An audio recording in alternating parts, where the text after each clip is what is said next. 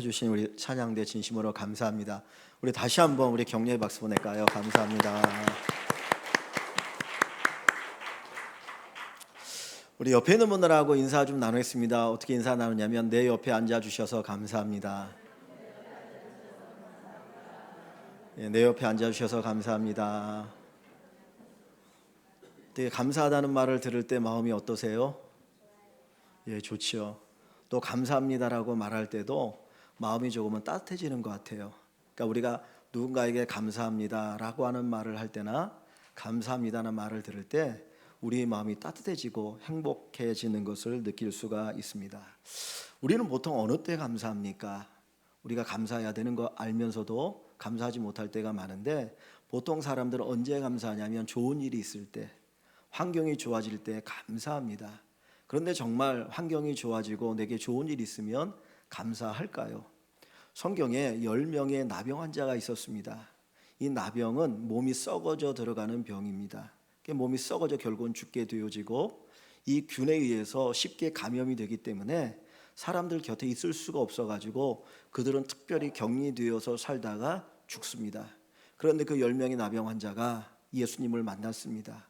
우리를 불쌍히 여겨달라고 간청할 때 주님이 그들의 병을 고쳐주셨어요.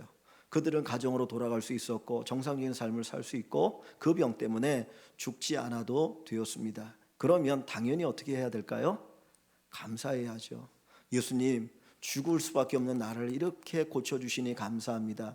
그 마음을 가져야 되는데 10명의 나병 환자 가운데 예수님께 감사할 수 있었던 사람은 오직 한 사람밖에 없었어요.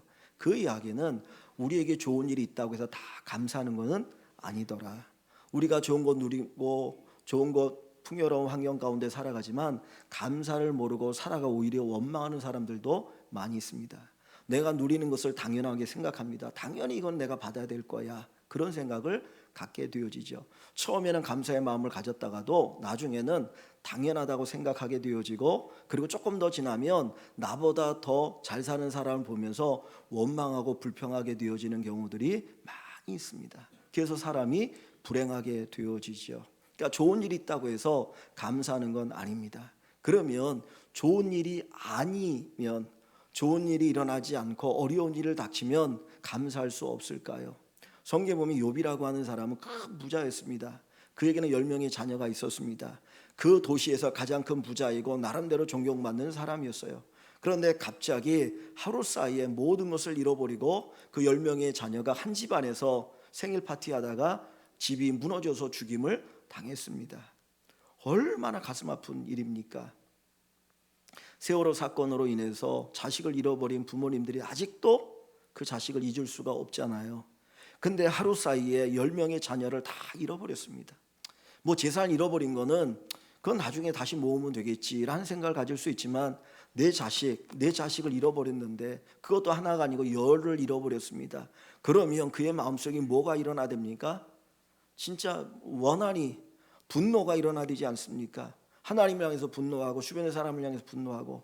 그런데 또 갑자기 그의 몸에 이 피부병이 생긴 거예요. 너무나 고통스러워서 기와장으로 자기 몸을 긁을 수밖에 없는 그런 고통 가운데 있었습니다.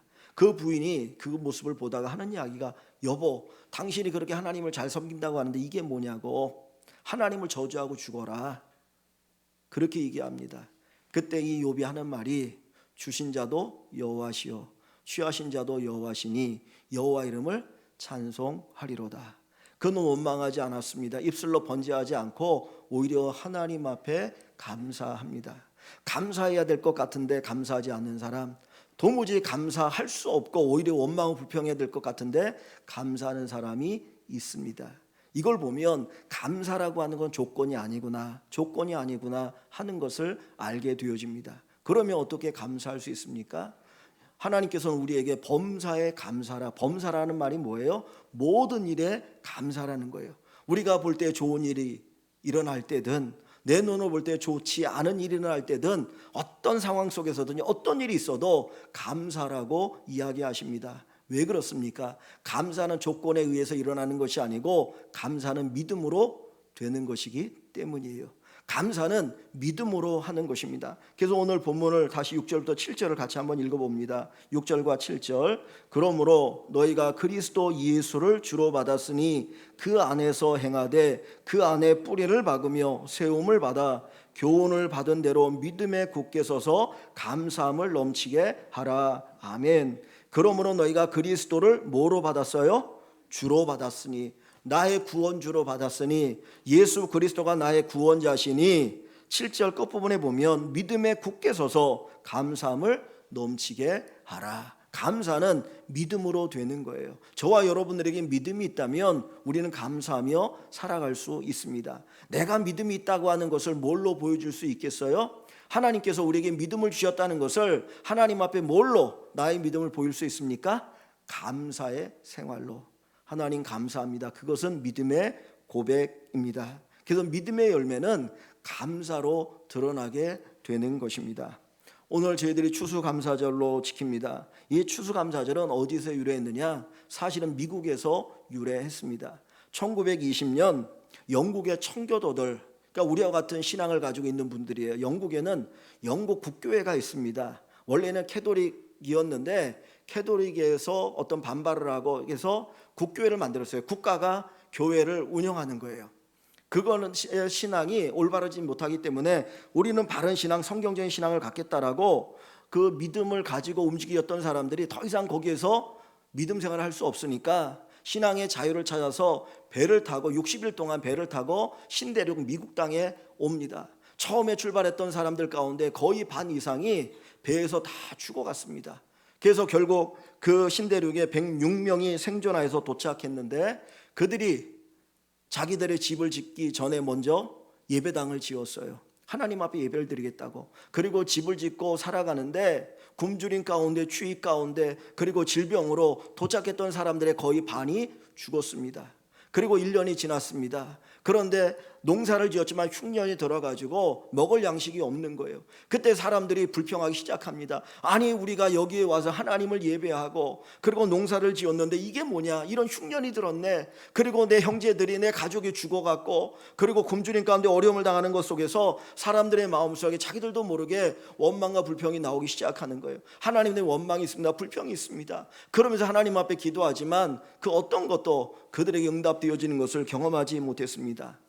그때 그 원망하는 사람들 보면서 한 사람이 이야기합니다. 여러분, 우리가 하나님을 원망하지 맙시다. 왜 우리가 여기에 왔습니까? 우리가 여기에 온 이유가 뭡니까? 만약에 그들이 이 신대륙에 오지 않고 영국 땅에 살았다면, 신앙을 타협했다면 그들은 편안히 살 수 있었어요. 그런데 그들이 이 땅에 온 이유는 신앙의 자유를 찾아서 제대로 하나님 믿어보겠다고 온 것이었는데 그 주변의 여러 가지 환경 때문에 불평하는 것을 보면서 안타까워했던 겁니다.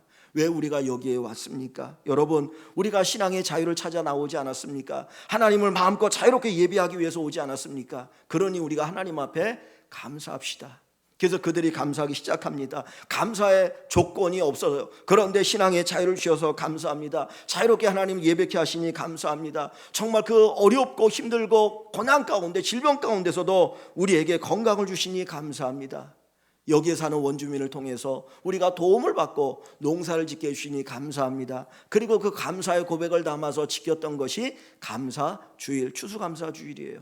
그러니까 겉으로 보면 감사하기 어려운 조건이에요. 그런데 그들이 믿음을 가지고 이제 우리가 감사의 삶을 살자, 하나님 앞에 감사하자, 그 마음을 가지고 추수감사절을 지켰던 것입니다. 조건 때문에, 환경 때문에 감사하는 것이 아닙니다. 믿음으로 감사하는 거예요. 우리 조건은 수없이 바뀌어요. 우리 환경은 수없이 바뀌어요. 그래서 조건 때문에 감사하면 오늘은 감사하다가도 내일은 불평할 수가 있어요. 요즘은 고시가 없지만 사법 시험에 합격하기를 고대하고 열심히 준비했던 사람들, 시험에 합격했습니까? 얼마나 감사한 일입니까?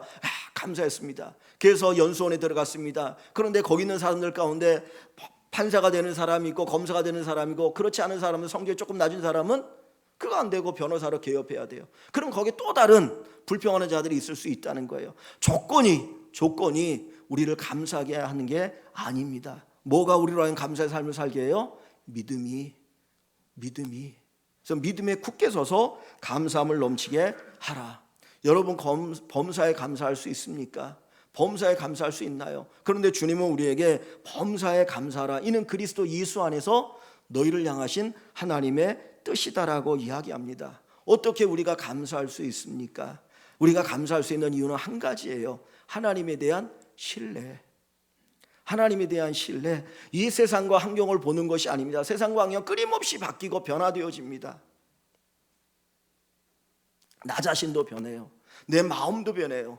우리 가족도 변해요. 환경도 변해요. 모든 조건이 다 변하지만 오직 변하지 않는 한 가지는 뭐예요? 하나님이에요. 내가 믿는 하나님은 결코 변하지 않은 분이십니다. 그래서 시편 107편 1절에 여호와께 감사라. 그는 선하시며 인자하심이 영원함이로다. 그는 선하시며 인자하심이 영원함이로다. 어제까지 나한테 속에 있는 간까지 다 빼줄 것 같은 사람이 오늘은 확 변하여서 다른 모습으로 우리에게 찾아오는 경우가 있지 않습니까? 어제까지 뭔가 될 것 같은데, 사업이 잘 될 것 같은데 갑자기 오늘 환경이 확 바뀌어가지고 사업이 안 되는 분들이 많이 있지 않습니까? 어떤 분들이 그러더라고요. 홍콩이 지금 민주화 시위 때문에 정말 몸살을 앓고 있지 않습니까? 홍콩에 진출한 기업들이 정말 이 어려움 때문에 다 어렵다라는 거예요. 내가 열심히 하지만 그 환경이 바뀌어버리면 내 열심의 결과가 없어요. 그러니까 어떤 환경이나 조건이나 이런 것을 가지고 우리가 감사하는 게 아니고 내가 믿는 그 하나님 때문에, 내가 믿는 하나님이 신실하시고 내가 믿는 하나님이 영원하시기 때문에, 인자하시기 때문에, 그분 때문에 우리는 감사하는 것입니다. 하나님이 나를 구원해 주신 것, 저와 여러분들 다 죄인 아닙니까? 태어날 때부터 죄인으로 태어나서 죄를 짓고 살다가 죄 가운데 영원히 멸망받아야 될 것이 우리의 인생이에요. 그런데 하나님이 하나님의 아들 예수 그리스도를 이 세상에 보내주셔서 그 예수님이 십자가에 달리시고 물과 피를 쏟으시고 자기의 생명을 내어주셔서 그 예수 때문에 내가 구원받고 천국에 간다는 이 사실 하나만으로 우리는 감사할 수 있는 겁니다. 이 세상은 짧아요. 그러나 천국의 삶은 영원합니다. 이번에 수능 시험을 치는 우리 아이들, 고3 아이들이 대학을 이제 들어가는 걸 준비하는데 고3 1년이 얼마나 힘듭니까? 그죠? 근데 나중에 뒤돌아보면 한순간이에요. 한순간. 우리 인생 가운데서 힘들고 어려울지 모르지만은 영원에 비교하면 이건 한순간도 안 됩니다. 근데 하나님께서 우리에게 영원한 복을 주시기 위해서 예수 그리스도를 보내주시고 그분을 믿을 수 있는 믿음을 주신 이 사실만으로 우리는 어떻게 해야 돼요? 감사해야 돼요. 하나님, 나 같은 죄인이 뭔데 예수님을 보내주시고 내게 믿음을 주셔서 이 구원의 은혜를 누리게 하여 주십니까? 이 고백이 우리에게 풍성하기를 소원합니다. 우리가 하나님 앞에 감사할 수 있는 이유는 하나님께서 우리의 삶을 인도하여 주시기 때문이에요. 그냥 우리만 구원한 게 아니고 우리를 보호하시고 우리를 인도하여 주십니다. 그래서 성경이 뭐라고 말합니까? 주님께서 공중 나는 새를 보라, 들에 피는 백합화를 보라, 하나님이 먹이고 입히지 않느냐, 하물며 너일까 보냐. 그렇게 하찮은 새도, 그렇게 하찮은 들풀도 하나님이 귀하게 여기셨어요. 그렇다면 하물며 하나님의 자녀 되어진 너일까 보냐. 그래서 로마서에서 바울 사도는 뭐라고 말합니까? 독생자 아들을 아끼지 않으신 하나님이 이 모든 것을 너희에게 선물로 주시지 않겠느냐. 하나님은 우리를 보호해 주셔요. 하나님이 여러분의 삶을 책임져 주십니다. 그래서 다윗이 고백하지 않습니까? 내가 사망의 음침한 골짜기를 다닐지라도 해를 두려워하지 않을 것은 누가 나와 함께 하시기 때문이에요? 주께서. 하나님은 우리 인생을 책임져 주십니다. 우리 아이들의 인생을 책임져 주십니다. 제가 설교할 때 우리 아이들이 도대체 무슨 설교하는지 모르는 아이들도 혹 있을지 몰라요. 그럼에도 불구하고 하나님은 우리 아이들을 책임져 주셔요. 왜? 하나님의 아들이요 하나님의 딸이기 때문입니다. 그래서 우리는 하나님 앞에 감사할 수 있는 것입니다. 왜 우리가 하나님 앞에 범사에 감사해야 합니까? 하나님이 이처럼 은혜 주시면서 우리에게 범사에 감사라고 하는 이유가 있어요. 첫째는 하나님께 영광이 되기 때문이에요. 하나님이 우리에게 뭘 원하시겠어요? 여러분들, 하나님께서 여러분들에게 좋은 거 주시고 하나님이 여러분들에게 뭘 원하시겠습니까? 부모님들이 자녀들을 위해서 정말 온갖 헌신을 다 바치지 않습니까? 삶을 다 바치잖아요. 그러면서 자녀들에게 뭘 원하겠어요? 어떤 마음이에요? 감사의 마음이에요. 부모의 은혜를 아는 감사의 마음을 원하는 것처럼 하나님께서도 우리가 하나님 앞에 감사하는 마음을 갖기를 원하시고 그것이 하나님께 영광이 되는 것입니다. 그래서 시편 50편 13절에 보면 감사로 제사를 드리는 자가 나를 영화롭게 하느니라. 감사로 예배하는 자가 하나님을 영화롭게 합니다. 저와 여러분들이 이렇게 예배를 드리고 있는데 우리의 마음속에 감사가 없다면 하나님 기뻐하는 예배가 될 수 없어요. 그런데 우리의 마음속에 구원에 대한 감격, 하나님의 은혜에 대한 감사의 마음을 가지고 예배하면 하나님이 그 예배를 기뻐 받으십니다. 그래서 감사가 없는 예배는 죽은 예배, 감사가 없는 예배는 죽은 예배입니다. 예배의 핵심은 감사예요. 여러분, 여러분의 삶이 어떠하든지 간에 감사할 수 있기를 주의 이름으로 축원합니다.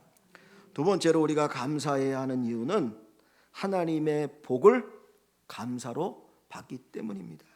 스펄전 목사님 유명한 말이 있지요. 별빛을 주신 하나님께 감사하면 뭐를 주셔요?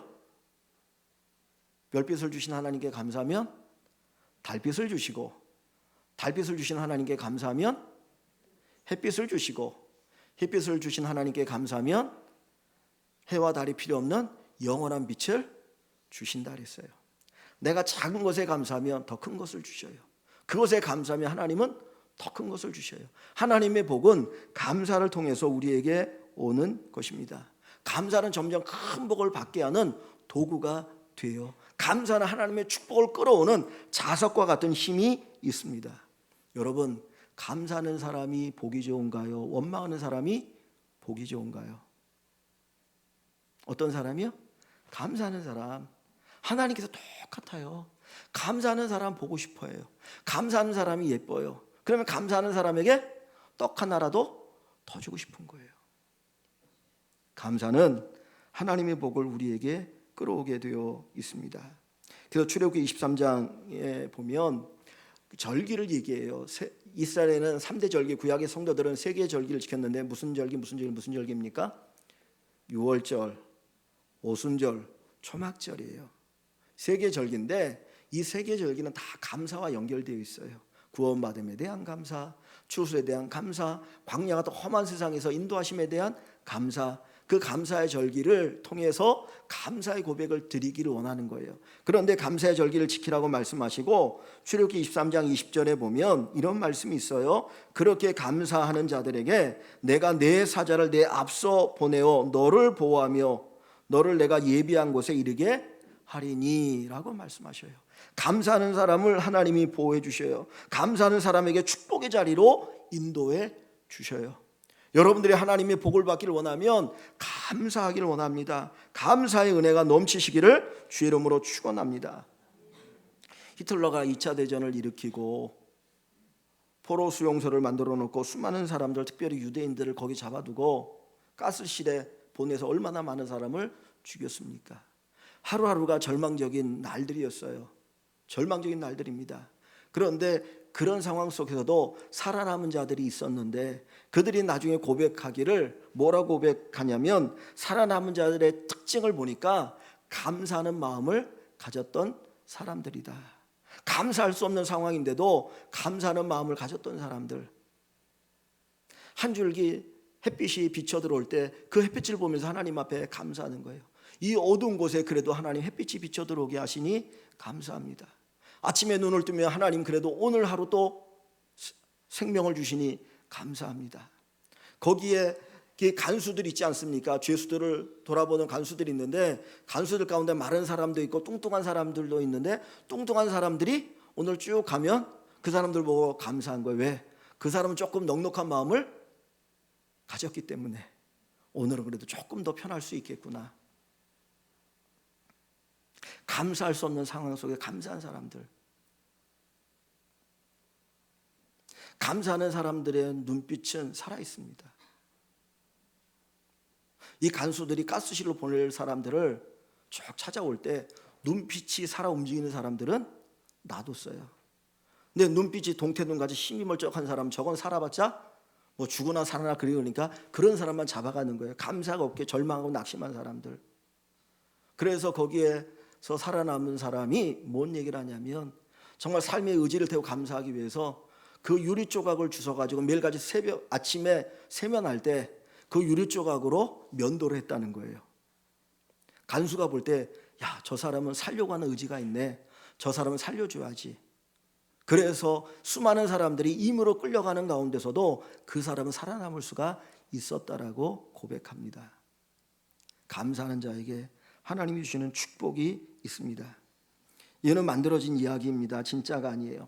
어떤 한 소녀가 길을 가다가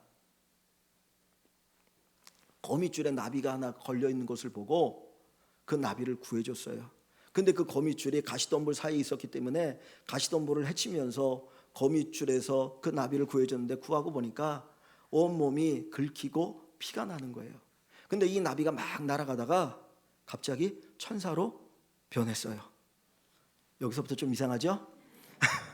근데 이 천사로 변해가지고 이 천사가 다시 그 소녀에게 와서 나를 구해 너무너무 고맙다고, 내가 당신에게 감사 인사를 하고 싶은데 당신의 소원 한 가지 내가 들어줄 테니까 얘기하라고. 그래서 이 소녀가 얘기했습니다. 저는 평생 행복하게 살고 싶어요. 행복하게 살 수 있는 비결을 가르쳐 주세요.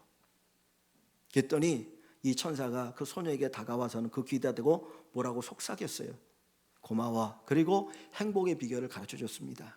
이 소녀가 자라면서 이제 어른이 되고 결혼하고 아이를 낳고 점점점해서 할머니가 되었어요.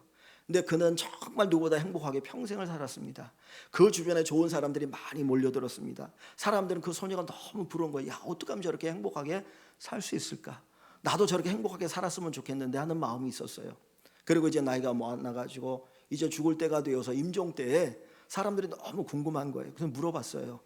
할머니는 어떻게 이렇게 행복하게 살았어요? 행복의 비결이 뭐예요? 물어봤더니 과거의 그 이야기를 쭉 하면서 그 천사가 자기에게 해준 이야기를 들려줍니다. 그 얘기가 뭐냐면 범사에 감사하라. 범사에 감사하라. 그게 행복의 비결이었다는 거예요. 원망하는 사람 곁에는 사람이 안 모여들어요. 감사하는 사람 곁에는 사람이 모여들기 시작합니다. 감사하면 하나님 주시는 복이 있고 은혜가 있습니다. 그래서 인도의 시인 타고르는 이런 말을 했습니다. 감사의 분량은 행복의 분량이다. 감사의 분량은 행복의 분량이다. 감사하는 만큼 행복합니다. 여러분 행복하길 원하셔요? 그러면 감사하시기를 바랍니다. 스펄전 목사님은 또 이런 말씀하셨습니다. 불행할 때 감사하면 불행이 끝나고 형통할 때 감사하면 그 형통이 연장되어진다. 불행할 때 감사하면 불행이 어떻게 된다고요? 끝나고 형통할 때 감사하면 형통이 더 계속 연장되어진다는 거예요.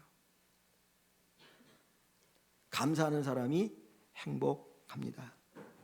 우리가 범사에 감사해야 되는 이유 두 가지가 있어요. 믿음으로 우리가 범사에 감사할 수 있는데 범사에 감사하는 이유 두 가지. 하나님을 하나님으로 인정하는 것이기 때문입니다. 감사의 삶을 통해서 우리는 진짜 내가 믿는 하나님을 하나님으로 인정하는 거예요. 어떠한 상황, 어떠한 어려움 속에서도 감사하는 사람이 진짜 하나님을 인정하는 것이지, 환경이 따라 순간순간 바뀌고 변화되면 그는 하나님을 온전히 인정하는 것이 아니기 때문입니다. 두 번째는 범사에 감사하면 하나님이 우리에게 복을 주시기 때문입니다. 하나님 우리에게 복을 주십니다. 저는 가끔 그런 생각을 합니다. 우리 교회가 이만큼 복을 받은 이유 가운데 하나가, 아니 어떻게 보면 전부가 하나님 앞에 감사하면서 믿음 생활했기 때문이 아닌가. 우리는 부족해 연약해요.